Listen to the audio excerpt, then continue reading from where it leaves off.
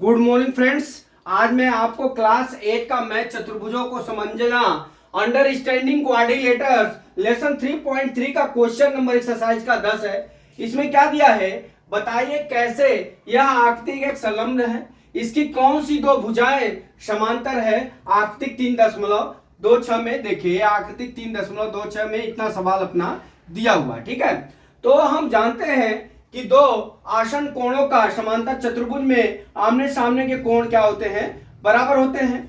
तो हम यहाँ पे बता दें आपको कि जब समांतर चतुर्भुज होता है तो इसमें समांतर चतुर्भुज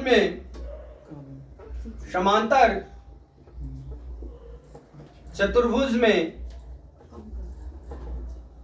आसन दो आसन कोणों का मान आसन कोणों का मान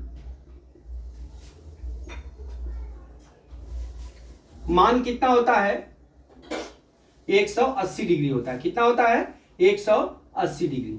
जब दो कोण मिलके 180 डिग्री का कोण बना लेंगे तो क्या हो जाएगा, हमारा एक समलंब चतुर्भुज हो जाएगा। ठीक है, अब देखते हैं। अब यहां पे देख लीजिए, यल और यम पे कोण कितना है, ये दो आसन कोण है। ठीक है, इस पे जो है देखिए कितने अंश का कोण बनता है, तो हमारा क्या हो जाएगा, कोण यल प्लस कोण यम बराबर कितना हो जाएगा, 180 डिग्री।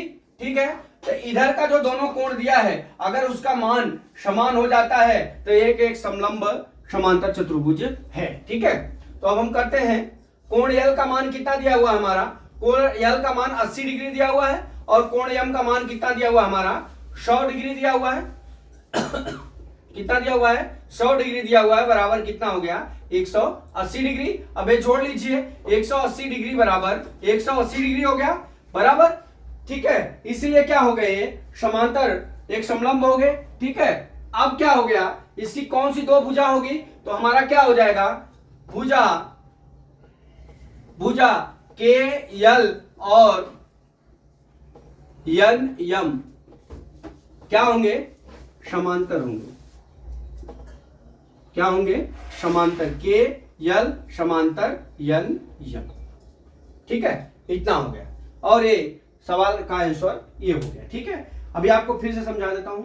जब भी कोई समांतर चतुर्भुज होता है, ठीक है, तो उसमें आमने सामने की भुजाएं क्या होती है।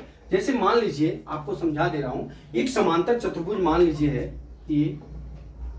ठीक है, एक समांतर चतुर्भुज है, इसमें क्या होता है, आमने सामने के कोण, आमने सामने की भुजा क्या होती है, बराबर होती है। जब भी ये आसन कोण मान लीजिए, इसको यहां तक बढ़ाते हैं तो जब भी इसका मान कितना होता है, एक सरल रेखा होता है, तो इस पे कितना इसका यहाँ पे टोटल 90 डिग्री, यहाँ पे 90 डिग्री, 180 डिग्री का कोण हमारा इस पे बनता है। ठीक है, तो उस तरह से हमारा क्या हो जाएगा, तो ये समलंब चतुर्भुज हो गया।